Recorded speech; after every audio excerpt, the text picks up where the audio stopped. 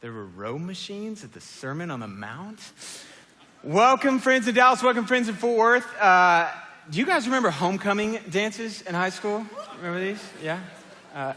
Hopefully good memories associated with these. I'm going to tell one of my more memorable homecoming experiences that'll kind of give us direction for where we're going. My senior year, I had a girl that was a friend named Lauren, total friend. She was in the friend zone, which is the zone you get put in.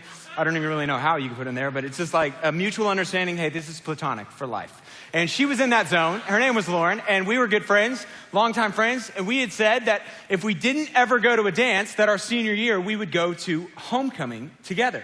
And so this was like a conversation at the beginning in August or September of senior year, just casual kind of, oh yeah, we've never gone. We should do that. Yeah, that would be fun. Move on from there. So that was the extent of the conversation. So fast forward, life is going on. We're still just friends totally. And all of a sudden October rolls around.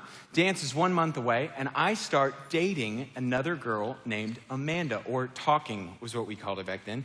I don't know if you can call it dating if you live with your mom. Just food for thought. So I was talking with Amanda, and this is going on, and I totally forget about this commitment that I had already previously made. So of course, homecoming's a month away. What am I gonna do? I do what you do for homecoming. You make a cake and you put homecoming ? On it, and you give it to your date. And I did this to Amanda, and I was like, hey, do you wanna go to homecoming? This is so great. And she said yes, and so we're going to homecoming. Little did I know, though I had forgot, Lauren had not forgot. And all of a sudden, word gets to me through the grapevine that, oh man, you need to call Lauren. You're an idiot. And so I call Lauren. She's crying. And she's like, I can't believe you would do this. Oh my gosh. I know, this is so terrible. Yeah, I know. I'm losing all credibility up front.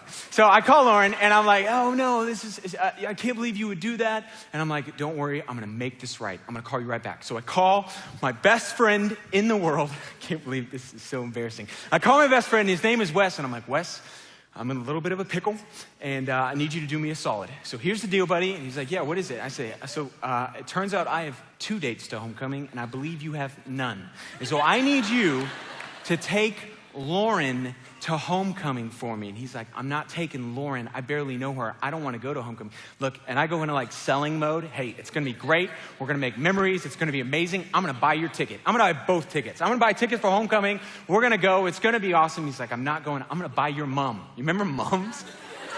I can't believe I actually did this. If you're like, what's a mum?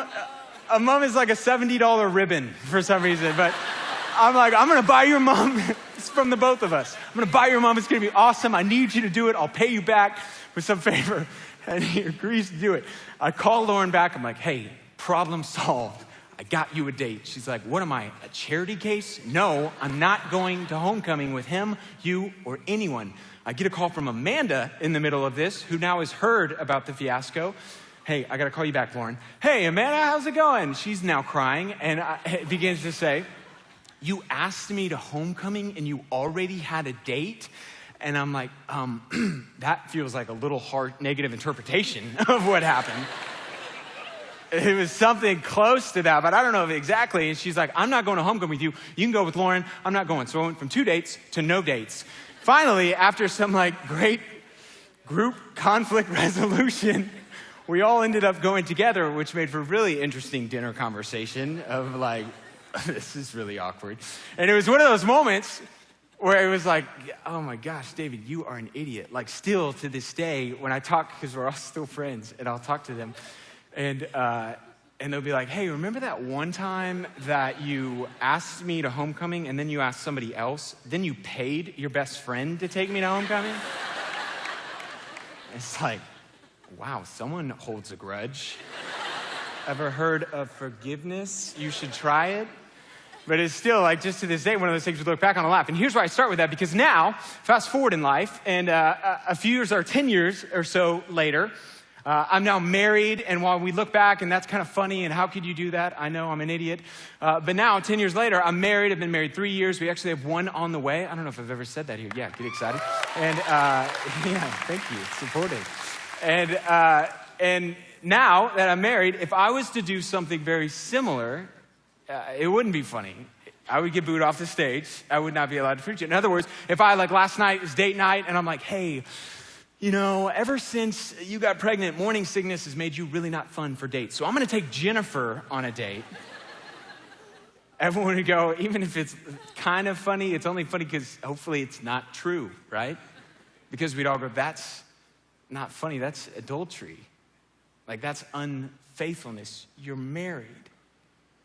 And the reason I start there is because tonight, when it comes to the topic of adultery and kind of where we would draw the line on what would be inappropriate, what would be wrong, Jesus begins to open the discussion on the Summer on the Mount, or the Sermon on the Mount, which is what we're diving into all summer long, where he begins to say, the line you have drawn, all of you, me, his audience then, our culture, our room right here, all of you have drawn a line as it relates to adultery, and it's in the wrong place.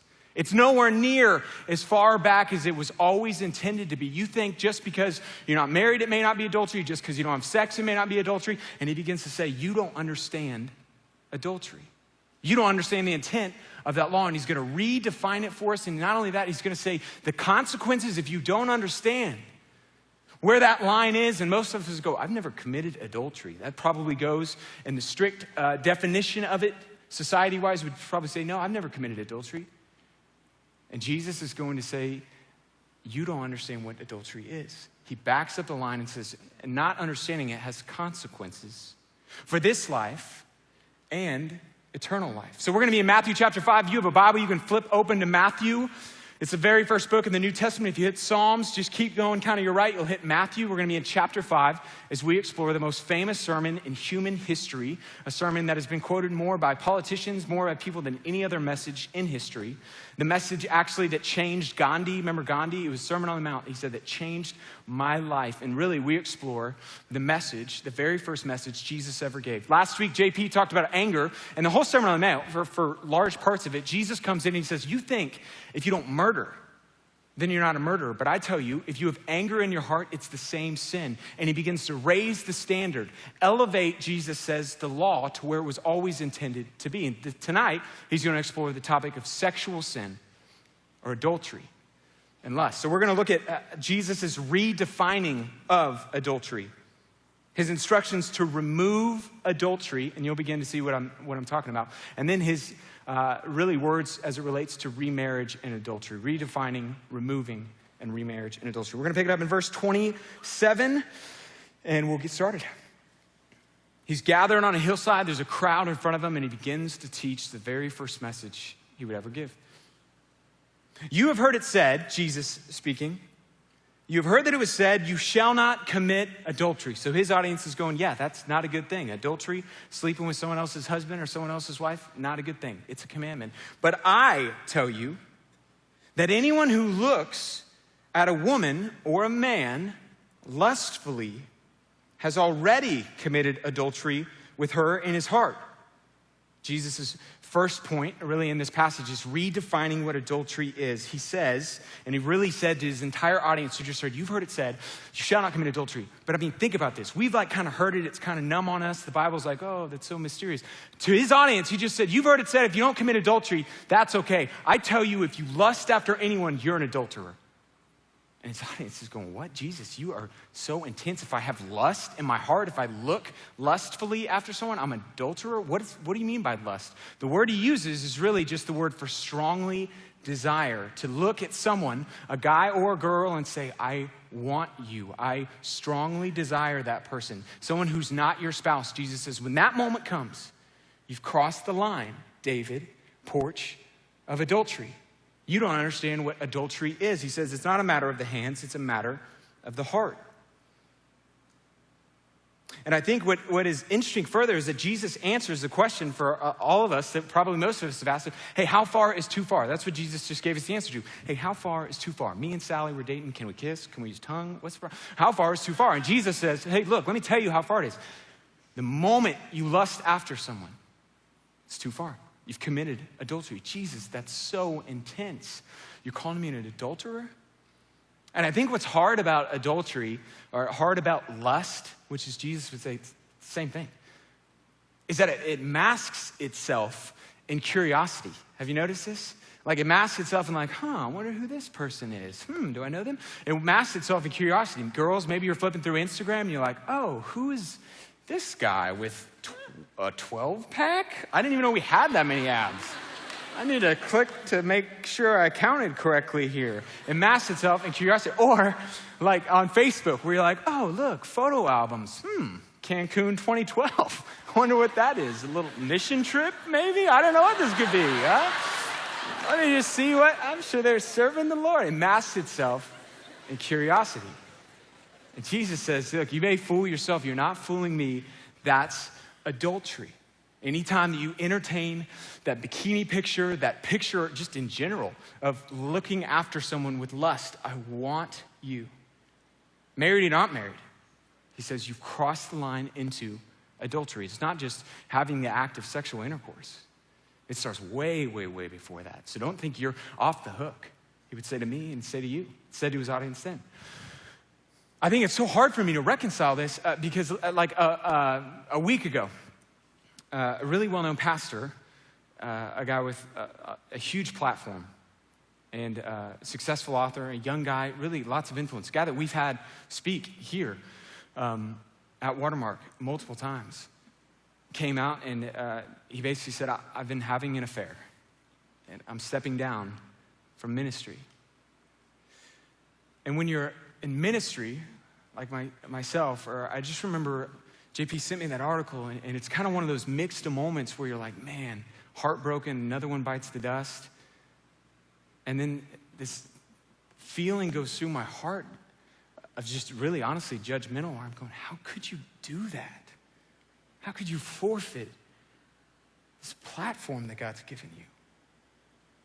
And what's sad about that, and I'm not saying that to throw him under the bus as much as I am to say this, just a few hours before that, I was in the kitchen and I was washing dishes, and my wife was in the other room, and I'm washing dishes in the sink, and there's a window that faces our front yard. It's like 6 o'clock at night, Sunday night. And I'm washing dishes. She's in there watching, I don't know what she was watching, but I'm washing dishes. She's Husband of the Year award, and I am self-awarded. And I'm washing dishes, and I'm looking out the front window, and all of a sudden, this like young woman walks by my window and wearing like very short shorts. Jenny the jogger shows up with her dog, and she's walking by, and her dog relieves himself, and she right straight, and like Satan, I know what it is, right straight in my view, bends over in front of me, and my first thought was not, oh my gosh, look away. It was, who is that? She must work out. My first thought wasn't, hey, I know who that is. That's not my wife. And Jesus says in that moment when you go, wow, lust, adultery. And that same part of my heart that was going, oh my gosh, how could you do that, Totally? And Jesus goes, how could you do that? That's the same sin. You may not make national news. It's the same sin, and you don't fool me, David. That's adultery. And really, if this wasn't bad enough, Jesus, his audience, I'm telling you, if you're hearing this for the first time, you're like, what?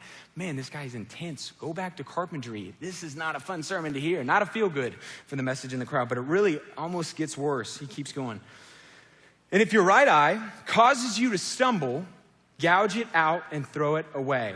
So I'm going to read it like they would have heard it, because Jesus moves through it. And if your right eye causes you to stumble, gouge it out and throw it away. It's better for you to lose one part of your body than for the whole body to be thrown in hell. Wait, gouge it out? Take my eye? If I'm tempted to lust, you want me to gouge out my eye, throw it away? Where do you throw an eyeball away? That's what you want me to do? I have to become Cyclops to follow Jesus? Yeah, and if your right hand causes you to stumble, cut it off and throw it away. Now you have two limbs. You have to figure out where to throw away. And it's better for you to lose one part of your body than for the whole body to go into hell.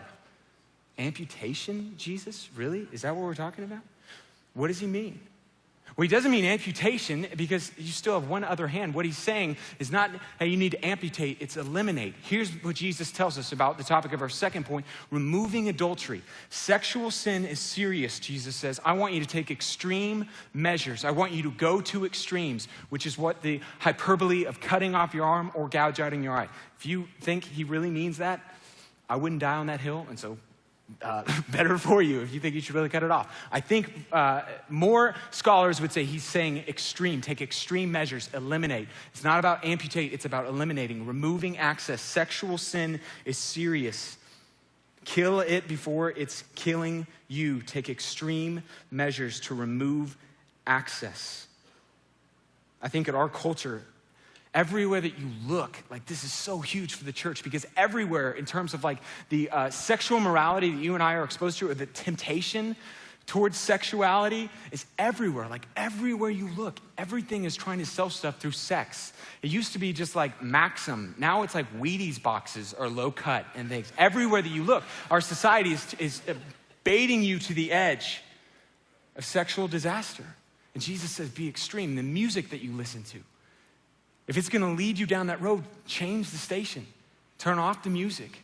Beyonce, Queen Bee, has done more to put forward just a tainted, wrong view of sexuality than any other artist that I know of. That's a female, probably be the best way to say it. Movies, you can't go to movies anymore without being exposed to pornography. You don't have to have a computer, you can see it in movies that are popular and common. In fact, here's a way to remove access. Guys, especially who are perverts like me, write this down, pluggedin.com. If you wanna know where you can go to find out, is this movie gonna expose me to something that Jesus says, cut it off.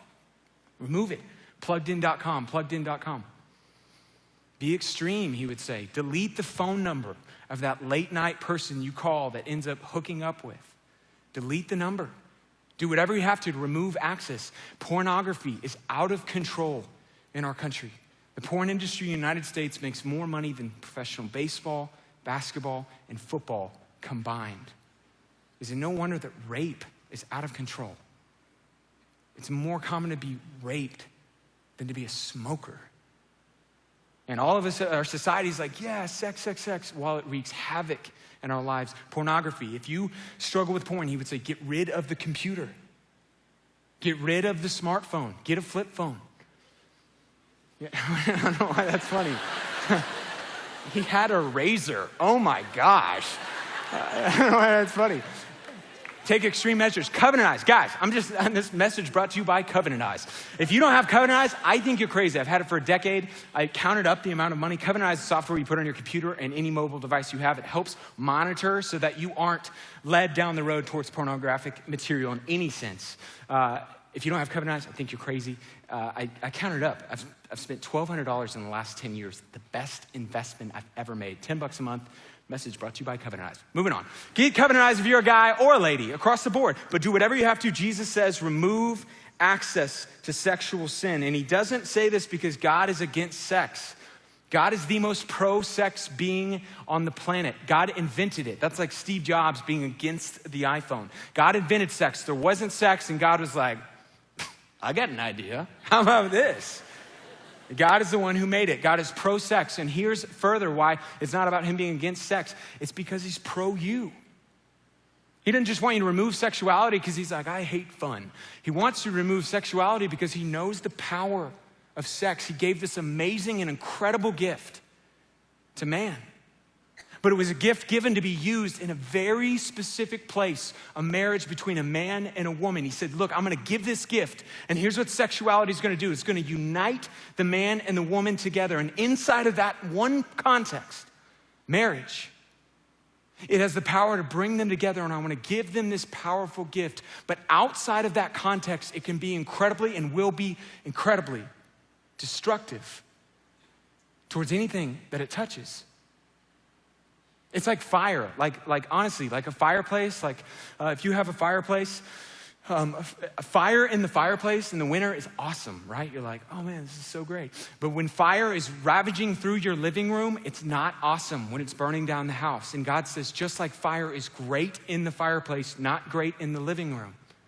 Sex was intended, this powerful thing that touches you at the soul for marriage.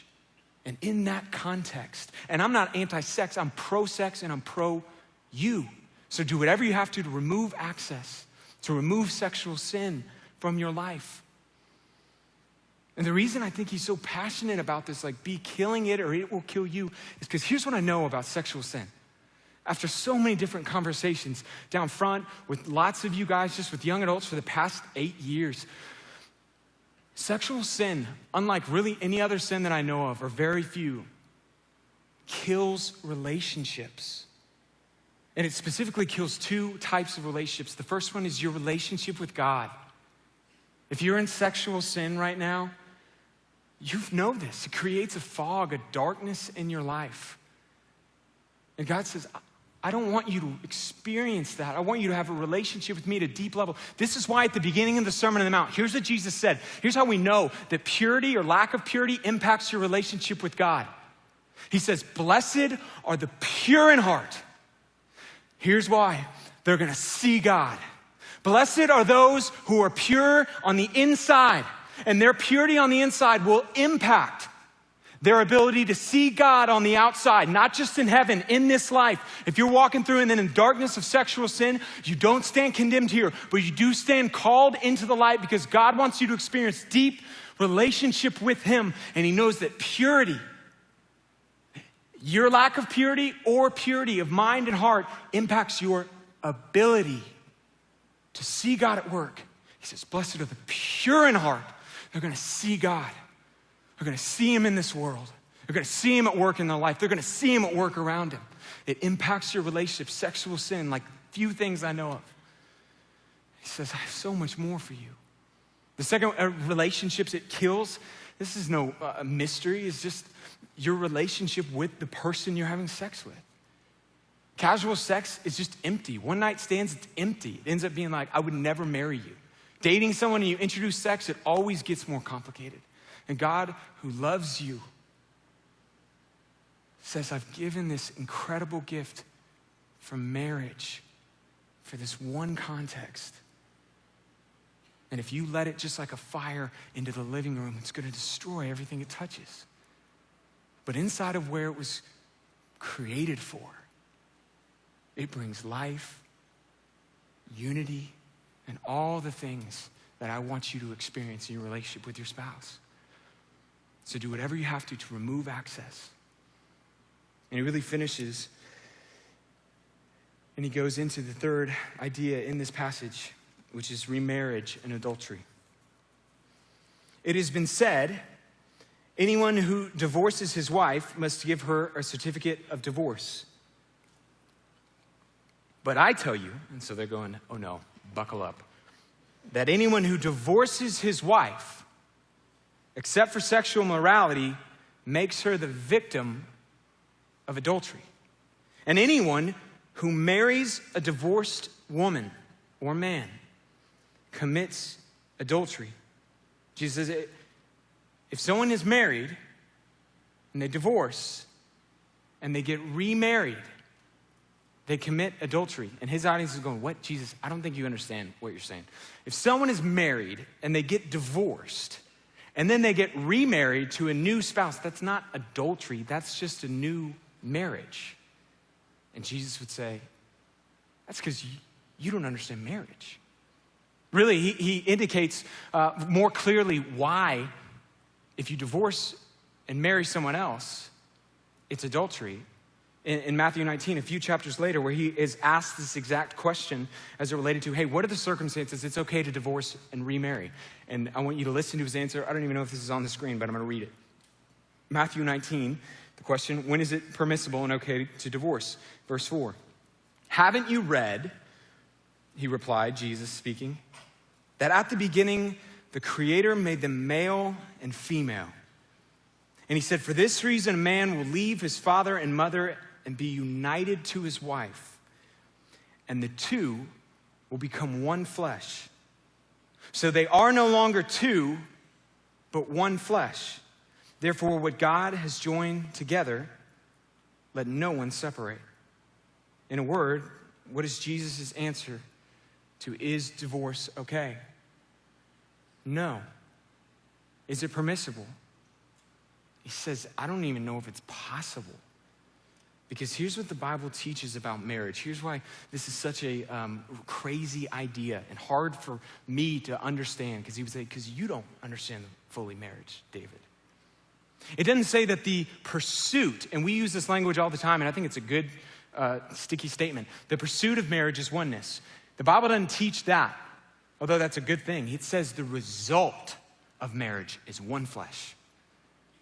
The result of not just you standing at the altar in a tux and a white dress, but when you and that other person, when you and your spouse-to-be commit your lives to one another, God is the active agent.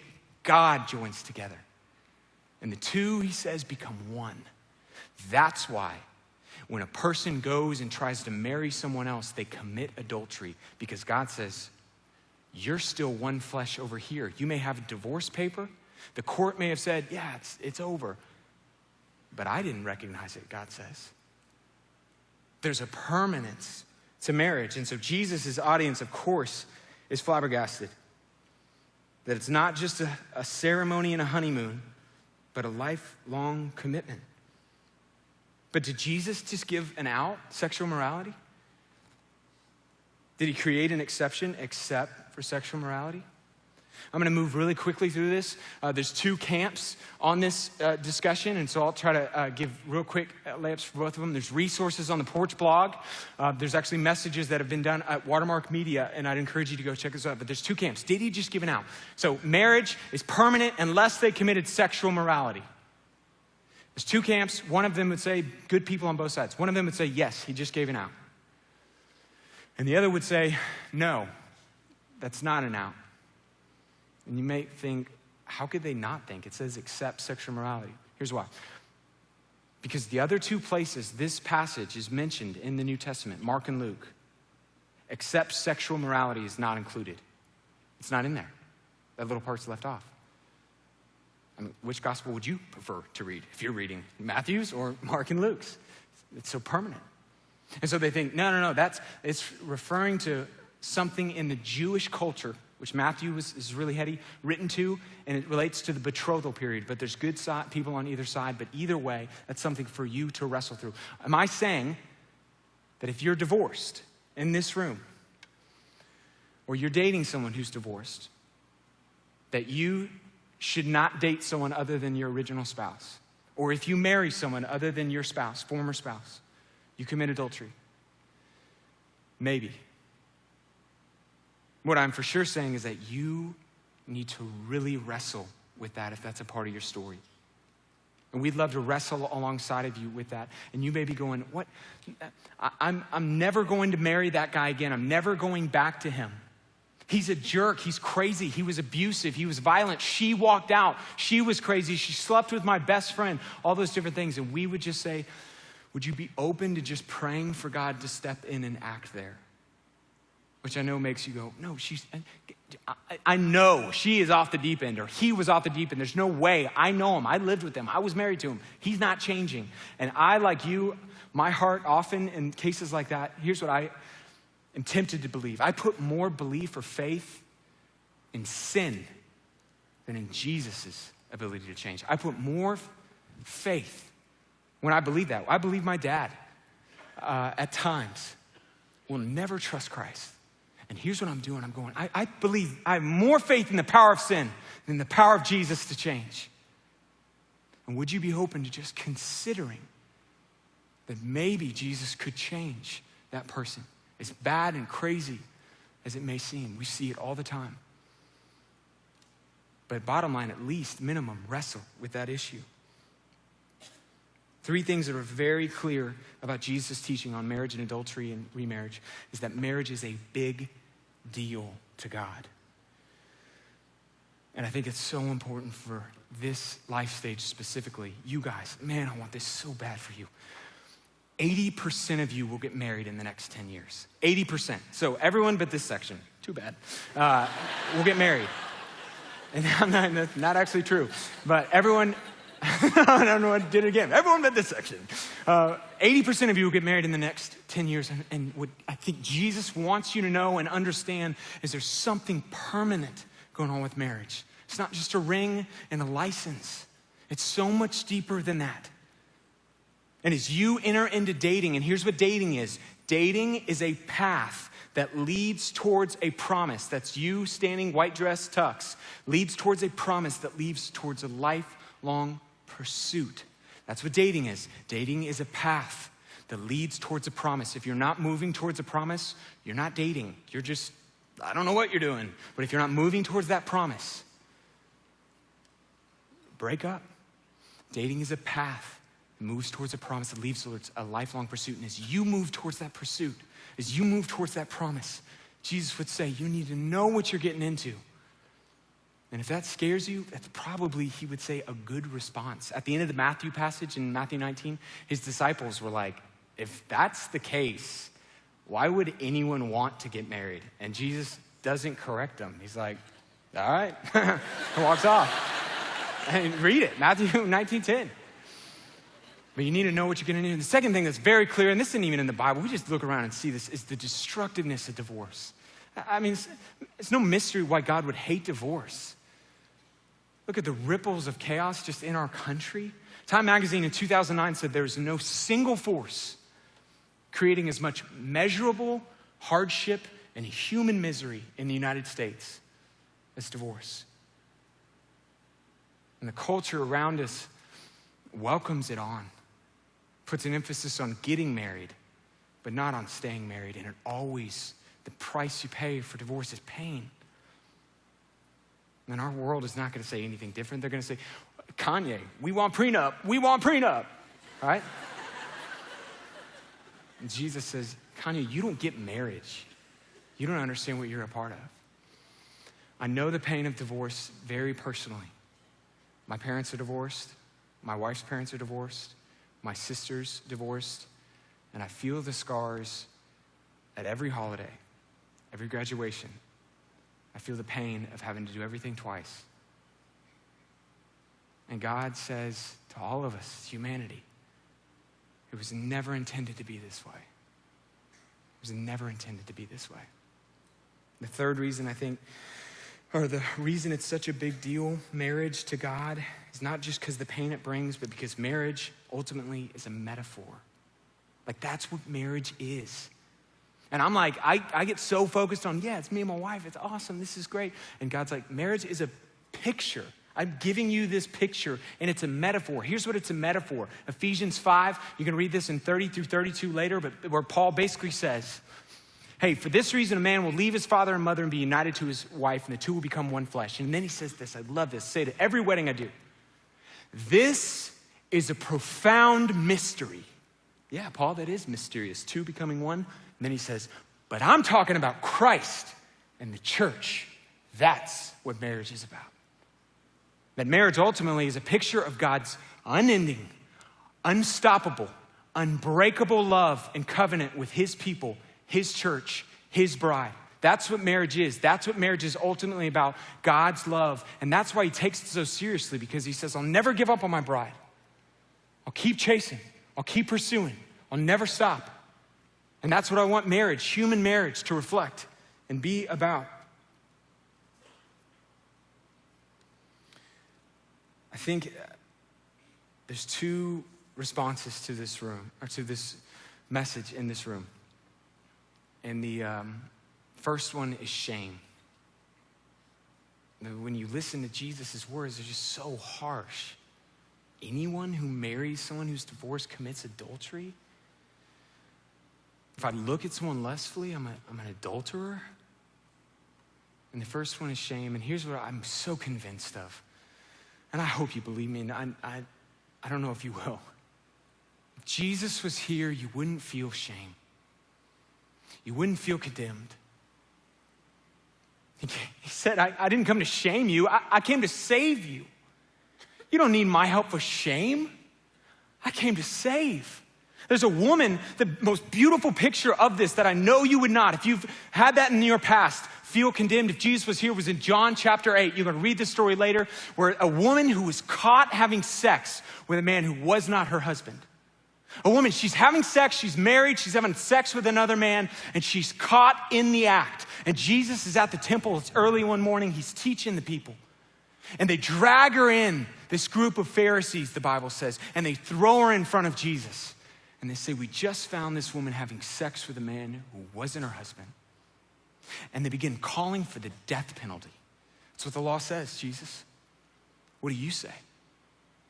Jesus, God in flesh, he bends down and begins a really bizarre and peculiar action. He begins writing in the sand. We don't know what he wrote. And after a couple moments, he looks up and he says, let the one without sin be the first one to throw the stone. And then he bends back down and keeps writing. And the Bible says one by one, the men went off until it was just the woman and the Son of God bending down. And Jesus then looks up and he says this. Jesus straightened up and asked her, verse 10, chapter 8, "Woman, where are they? Has no one condemned you?" What is the Son of God going to say to the woman caught in adultery, caught in the midst of sexual sin, caught going against the law? To the man caught looking at pornography late during the internet or at work, what is he gonna say to the person who sleeps with that coworker who's not their spouse, who's someone else's spouse on that business trip? To the man walking out of the strip club, what is the Son of God, perfect righteousness, gonna say? They don't condemn you, neither do I condemn you. And then he says, and not only do I not condemn you, but here's what you need to know. Go and leave your life of sin. I don't condone it. Sometimes we swing too far and we're like, we don't condemn. That's fine, do whatever you want. Jesus says, I don't condemn and I don't condone, but I'm perfect righteousness, God in a bod, and I'm standing before you looking you eyeball to eyeball. Woman who just had sex with a man who wasn't her husband. And I don't condemn you, but I have so much more for you. Go, daughter. Leave this. I have so much more for you. And the second flawed response is that we won't take sexual sin and marriage serious enough. That we'll listen, just go, it's not that big of a deal. And Jesus says, kill it before it kills you.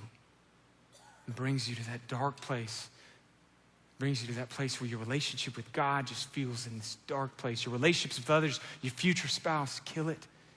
What does it look like to take sin seriously? For the guys, I think that looks like you may need to get rid of your computer. If you're having a porn problem, you come down front, this always happens where it's like, I'm trying to quit looking at porn. Good, where's your computer? Well, it's at my house. Good, where's your phone? Well, here it is, it's an iPhone 6 Plus. And they pull it out and it's like, look, you gotta get rid of those things. You gotta get covenantized. Taking steps towards removing those things. It's playing with fire and will bring destruction. It means leading purely in relationships, leading out in purity in your dating relationships, taking sexual sin seriously. Girls, I think it looks like watching your intake on The Bachelor and The Bachelorette. And I'm not going into that here, that's for you. But if you allow The Bachelor to inform what you're looking for, inform what you're expecting, it's going to lead down the same destructive path you can check out at 7 o'clock on ABC every Monday night.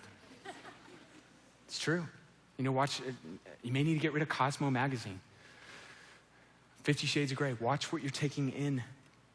And second area is you can help the guys in this room who are perverts like me by dressing modestly, because we need your help. And you may be going, look, that's their problem. If they are lusting after me, that's their problem. And yes, it is our problem. We're inviting you to help. And you may be going, look, no matter what I wear, they could lust. I could be in an astronaut suit. And they'd be like, oh, where you at, girl? Astronaut, okay. It's true. It is true. That's why Jesus said, I want your heart. But you can help us right now. And here's where I think the church, we always get this wrong. Because we're like, yeah, modest is hottest. But not really. We always get it wrong. Here's what I mean by modest. It's not dressing frumpy. It's not wearing canvas bags. It is dressing. The best definition I know of it, I stole from some other woman on this topic. She said this: modesty is not about hiding your body. It's about revealing your dignity. Modesty is not about a woman hiding her body. It's about a woman revealing her dignity. And it's not dressing frumpily. Be stylish. Be crazy stylish. But help your brothers in the room. And the third area just of a response I think we all have to do, especially if you don't know where you land, is wrestle with divorce and remarriage. It's very clear what Jesus says as it relates to marriage. The exception clause you can wrestle with it yourself, but the permanence of it, Jesus says. That's because marriage is a big deal to me.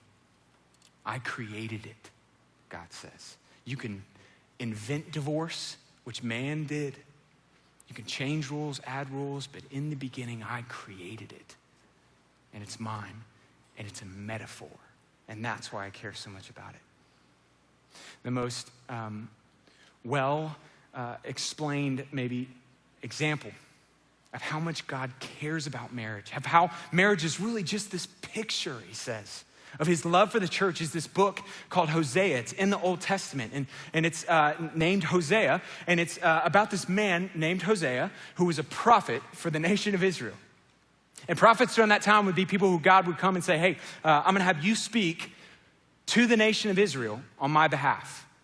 And you might be going, oh, that's weird. I mean, couldn't he have messed it up? What happened if you were a prophet and you prophesied something that was wrong, they killed you. And so not everyone was like, yeah, I want to be a prophet when I grow up, because you would die if you didn't get it right. And so Hosea is the prophet. God says, I'm going to have you speak. And sometimes God would have the prophets, Jeremiah, Ezekiel. This is just in the Old Testament. If you ever wonder what those are about, those are the prophet books, prophetic books. And he'd have them do these like funny things. I'm going to have you say this, and then I'm going to have you live this way. And Hosea was asked to do maybe the most peculiar of all the prophet actions.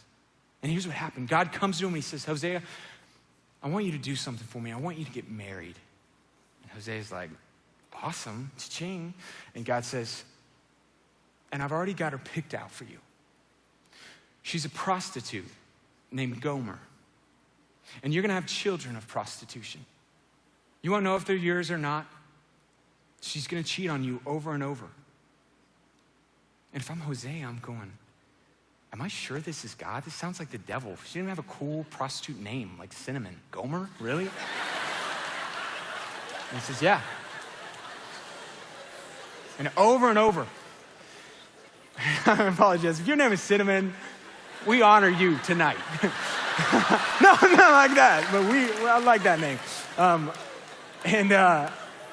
And killing a moment.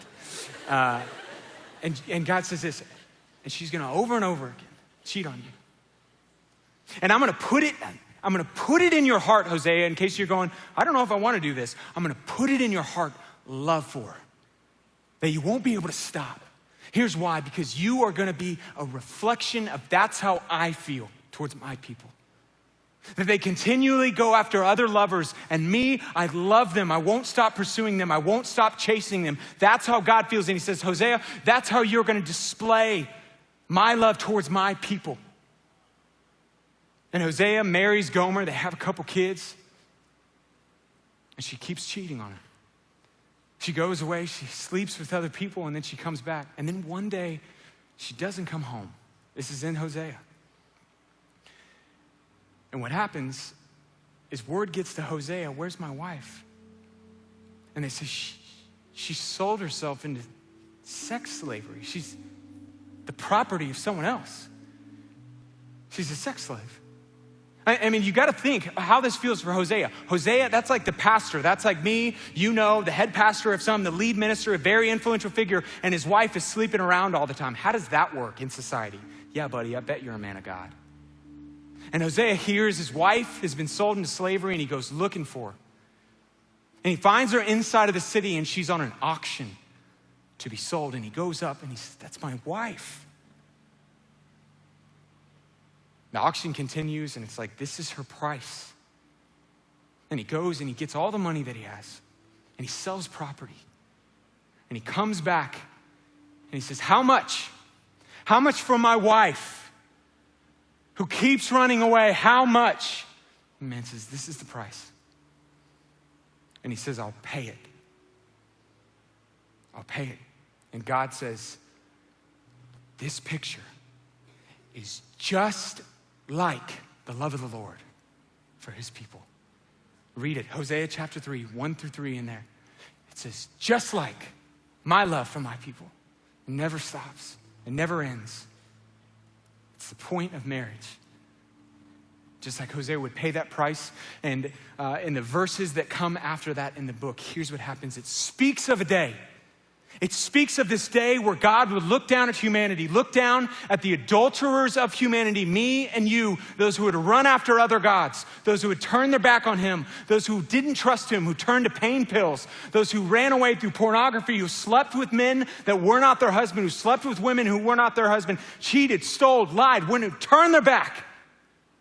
And he looks down at humanity and he says, how much? What's the price, God says? My son, I'll pay it. I'll pay it. And it speaks of this day that that's what marriage is. That you and I are Gomer and God is Hosea and says, I'll pay it for my people, the adulterers, like you, David, and like you. On Friday, our world burst open with the saying that love wins, the day that love won. And I'm not going to address that right now. We've got resources and we will address it, but here's what I want you to know. Not only do we not believe that was a day love won, that wasn't loving, but furthermore, that wasn't the day love won. There was a day, it was 2,000 years ago on a hillside where God in the flesh became a man. And he died on a cross for you and for me. And every look at pornography, every act that you've ever done, every drug you've ever taken, every time you've ever lied, every time you've ever stolen, everything was poured on him. All of it. That was the day love won. That's when love wins. Because Jesus wanted you to know it didn't happen in 2015. It happened at Calvary, where his love was displayed for his church, his people, and for you in the room. If you've trusted in that, that's the day love won. That's the only day love won. And tonight, if you've never accepted the free gift, that's what it means to be a Christian. You accept the free gift. Jesus on the cross, he paid for everything I've done. As bad as I think I am, or as good as I think I am, I'm trusting in myself, and I'm gonna trust in Jesus. He paid for it. In that moment, love wins. That's why we're passionate about getting the message out to a world that needs it. There was a day love won. There will be a day where all will see the gift of the God who through love wins. If you don't know that God, I'm gonna pray that you will, and we're gonna close as we worship. Father, thank you that you love men and women, men like me, who turn my back on you, who don't trust you, who chase after other idols, who I am, Gomer. And yet in all of that, you say, I won't give up on my people. I'll never stop loving and pursuing. And my love, if they will accept it, will win.